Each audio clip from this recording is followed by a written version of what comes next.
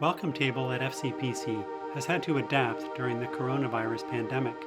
Hundreds of meals are now prepared for takeout only. New safety measures have been put in place to protect volunteers and guests.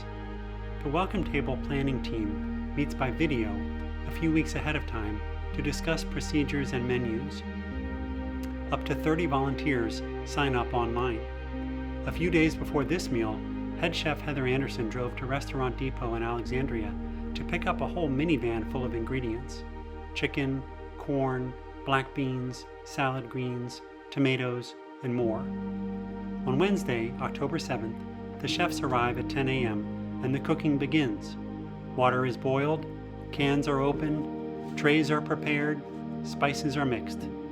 Meanwhile, we roll up hundreds of compostable forks and knives into paper napkins. Sustainability is important, so we use only biodegradable bags and food containers. The work in the kitchen continues. More volunteers arrive.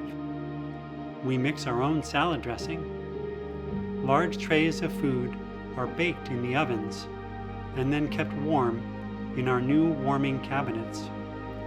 By early afternoon, the parking lot begins to fill up as guests arrive and get in line, following our safety guidelines.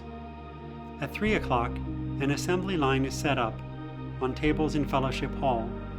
Each meal is prepared using carefully calibrated serving scoops.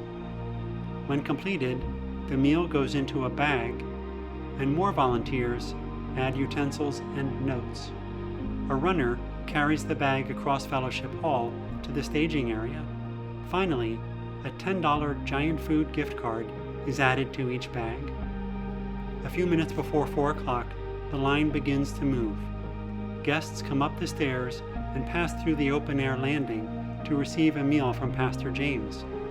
Back in Fellowship Hall, the production line continues, and guests continue to arrive for several more hours.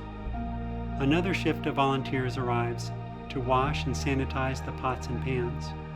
By 8 o'clock, everything is clean and put away. On this day, Welcome Table served 495 guests.